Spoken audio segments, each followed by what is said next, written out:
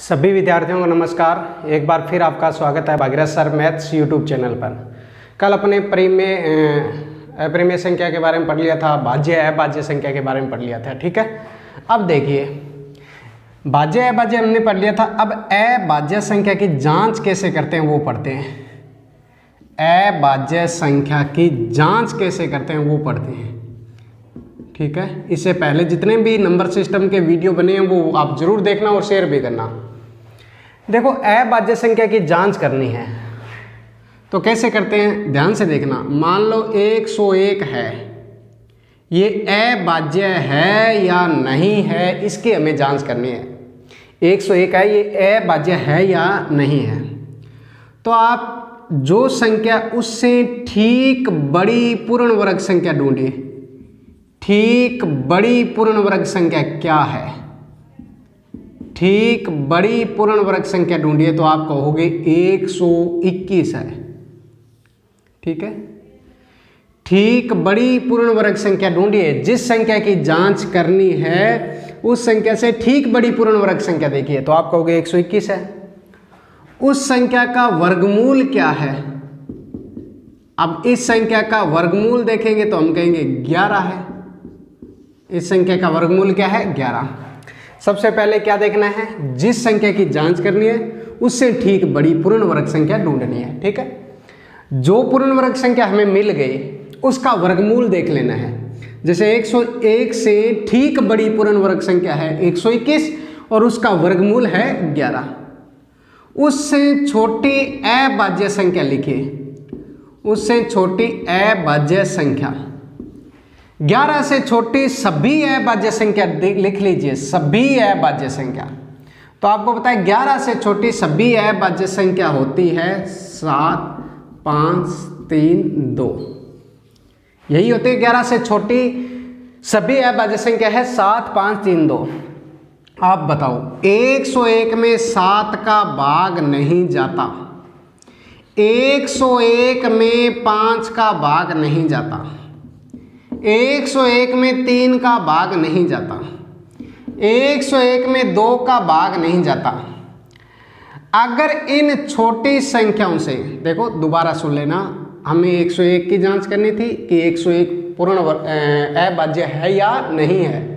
101 अभाज्य है या नहीं है तो हमने 101 से ठीक बड़ी पूर्ण वर्ग संख्या ढूंढा 121 और 121 का वर्गमूल हो गया 11 और 11 से छोटी अभाज्य संख्या हो गई 7, 5, 3, 2।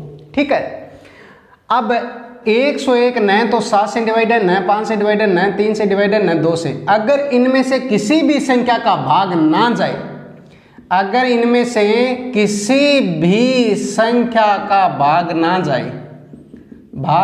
जाए तो अभाज्य होगी, तो अभाज्य होगी। ये ध्यान रखना। इसका मतलब 101 एक अभाज्य संख्या है।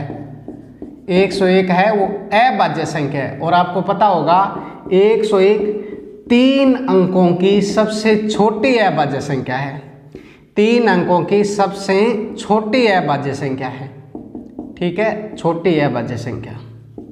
और अगर आपको 3 अंकों की बड़ी पूछे, 3 अंकों की बड़ी अभाज्य संख्या पूछे, 3 अंकों की बड़ी अभाज्य संख्या तो ध्यान रखना 997 होती है। क्या होती है, 997। तो आपको पता चला भी अभाज्य संख्या की जांच कैसे करते हैं। ये समझ में आ गई बात आपको। ठीक है, यहाँ तक क्लियर है कि कोई भी संख्या अभाज्य है या नहीं है, इसकी जांच करनी है तो किस प्रकार आपको करनी है। ये बात समझ में आ गई क्या, यहाँ तक क्लियर है, समझ में आ गई बात ये। ठीक है, चलिए नेक्स्ट एक संख्या की और जांच करके देखते हैं। ठीक है,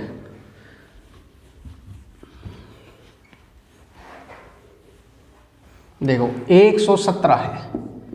117 की जांच करनी है, ये पूर्ण वर्ग है या नहीं है। तो इससे ठीक बड़ी पूर्ण वर्ग संख्या क्या है, 121। 117 की जांच करनी है कि 117 अभाज्य संख्या है या नहीं है। तो 117 से ठीक बड़ी पूर्ण वर्ग संख्या क्या है, 121। इससे इसका वर्गमूल, ये तो बड़ी पूर्ण वर्ग संख्या होगी, बड़ी पूर्ण वर्ग संख्या 121 का वर्गमूल है वो 11 हो गया। इससे छोटी अभाज्य संख्या सभी छोटी अभाज्य संख्या, छोटी अभाज्य संख्या आपके पास 7, 5, 3, 2 हो गई। अब बताइए 117 में 7 का भाग नहीं जाता, 117 में 5 का नहीं जाता, लेकिन 117 में 3 का जाता है, 3 का भाग जाता है, इसलिए 117 क्या है? एक भाज्य संख्या है। 117 क्या है? भाज्य संख्या है। और भाज्य को यौगिक भी कहते हैं, भाज्य संख्या को यौगिक भी कहते हैं, संयुक्त संख्या भी कहते हैं। संयुक्त संख्या, भाज्य संख्या या यौगिक संख्या एक ही बात है। समझ गए बात ये? तो ये बात अपने को ध्यान रखनी है कि कोई भी संख्या है वो पूर्ण अभाज्य है या नहीं है, इसकी जांच करनी है। तो दी गई संख्या से बड़ी पूर्ण वर्ग संख्या ढूंढो और उसका फिर वर्गमूल देखिए कितना है, वर्गमूल से छोटी अभाज्य संख्या देखिए। अगर उनमें से इन छोटी अभाज्य संख्याओं में से किसी भी एक संख्या का भाग चला गया तो वो भाज्य हो जाएगी, और किसी का भी भाग ना जाए, जैसे 7, 5, 3, 2 जितनी भी मिले उनमें से किसी एक का भी भाग ना जाए तो वो अभाज्य होगी, और एक का भी भाग चला गया तो वो भाज्य हो जाएगी। ये बात अपने को ध्यान रखनी है।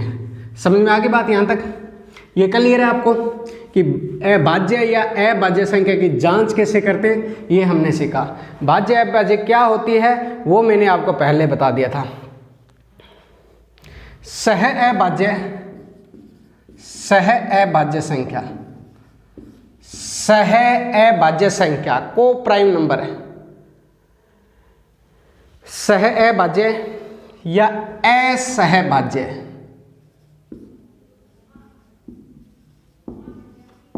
ठीक है, सह अभाज्य या असहभाज्य, सह अभाज्य संख्या या असहभाज्य संख्या, ठीक है, असहभाज्य संख्या। इसको हम इंग्लिश में बोलते हैं, आपको पता है, को प्राइम नंबर, को प्राइम नंबर। ये क्या होती है? ध्यान रखना, दो अभाज्य संख्याओं का युग्म, ये इंपॉर्टेंट बात है, ध्यान रखना। अभी थोड़ी देर सुनोगे 5 मिनट तो आपको ये बात बहुत इंपॉर्टेंट है, ध्यान रखना। दो अभाज्य संख्याओं का युग्म सह अभाज्य संख्या कहलाता है, सह अभाज्य संख्या कहलाता है, ठीक है, सह अभाज्य संख्या कहलाता है। सुनना, बात इंपॉर्टेंट है ये बात। उसके बाद आप ध्यान रखना, सापेक्षित सहअभाज्य संख्या, एक आप पढ़ते हो सापेक्षित सहअभाज्य संख्या, जिसको आप बोलते हो रिलेटिव को प्राइम नंबर, रिलेटिव को प्राइम नंबर। ये तो को प्राइम नंबर है, ये रिलेटिव को नंबर प्राइम नंबर है। इसमें पढ़ेंगे जिन संख्याओं का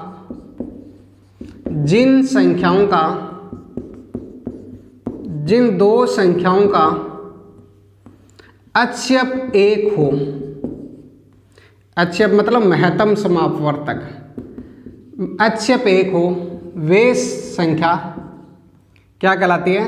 सापेक्षित सहअभाज्य कहलाती है,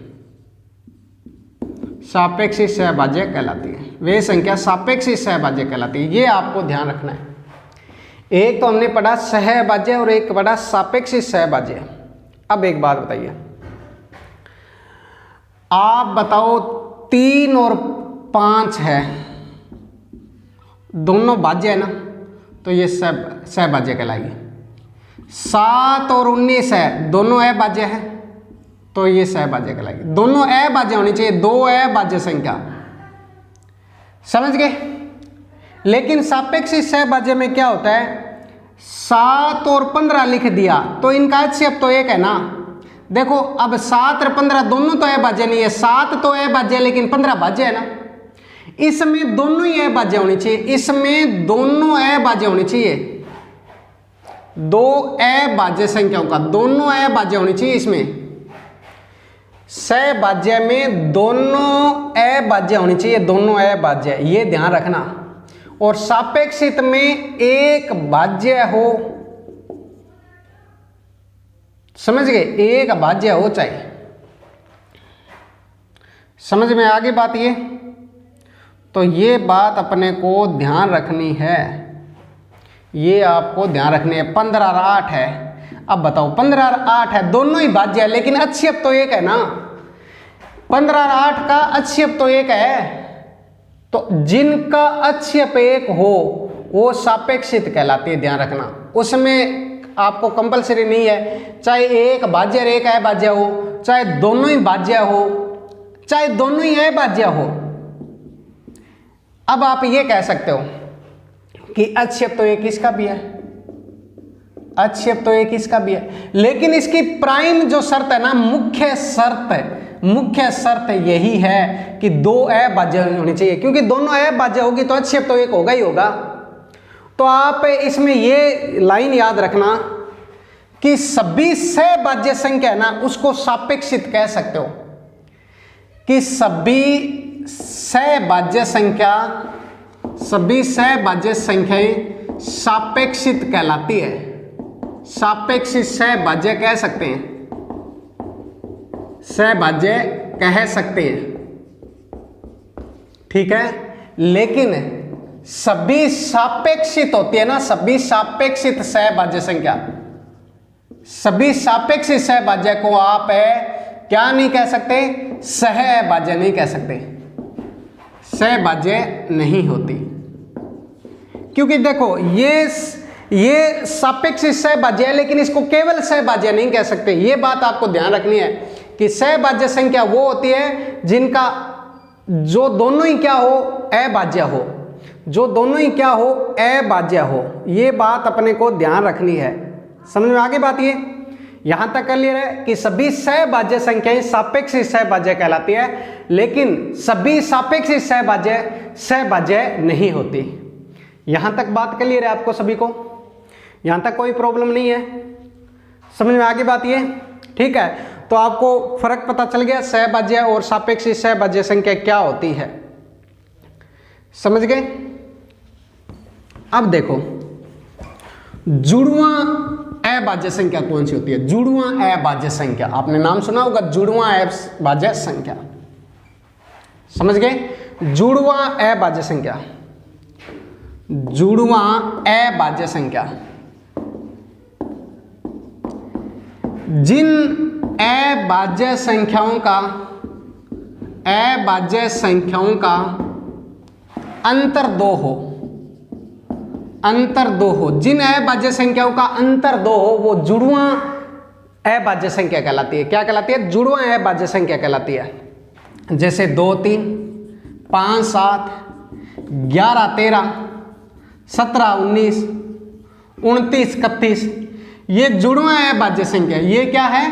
जुड़वां अभाज्य संख्या है, क्योंकि इन अभाज्य संख्याओं का अंतर है वो क्या है? 2 है। समझ गए? तो ये बात अपने को ध्यान रखनी है।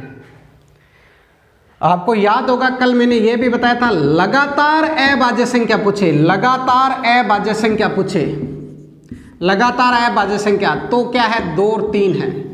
लगातार अभाज्य संख्या पूछे तो 2 और 3 है। सम अभाज्य संख्या पूछे तो 2 है। सम अभाज्य संख्या पूछे तो 2 है। ये अपने को ध्यान रखना है, ये अपने को ध्यान रखना है। नेक्स्ट देखिए, संपूर्ण संख्या क्या होती है? कंप्लीट नंबर क्या होता है? संपूर्ण संख्या, परफेक्ट नंबर भी बोल सकते हो।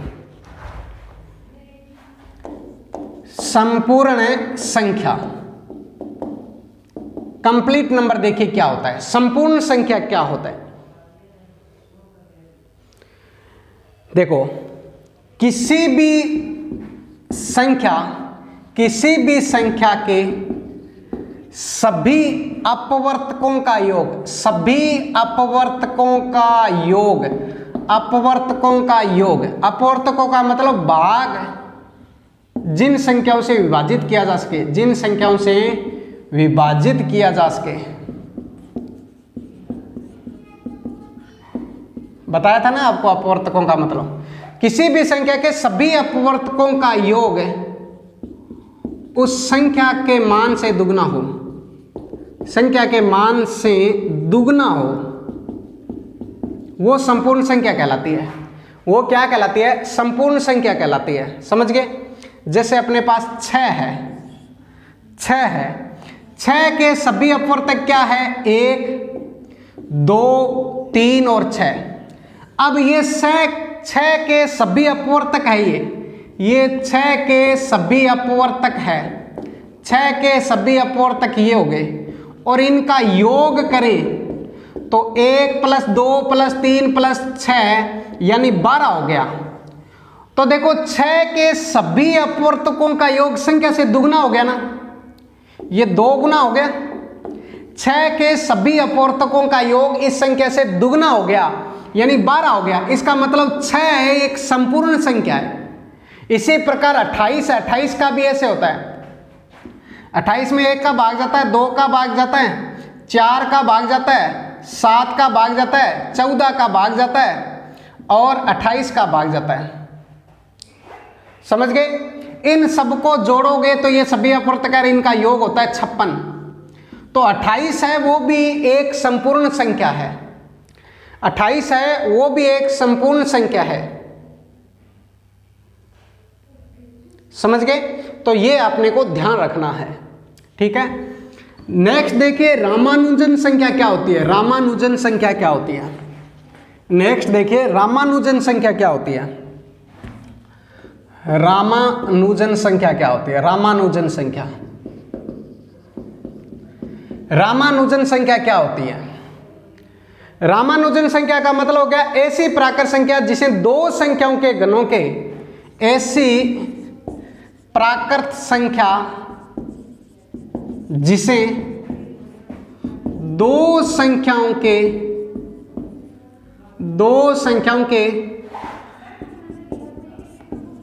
घनों के, दो संख्या के घनों के योग के रूप में विभिन्न प्रकार से लिख सकें।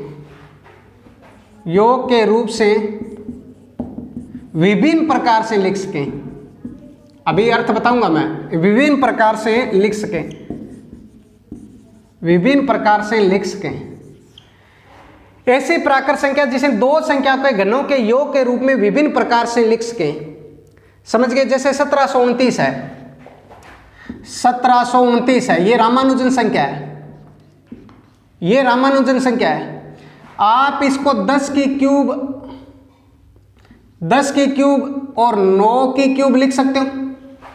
10 की क्यूब कितनी होती है? 1029 और 9 की क्यूब क्या होती है? 729, है ना। यानी 1000 + 729 बताओ 729 हो गया ना। तो ये एक टाइप से इसी 1729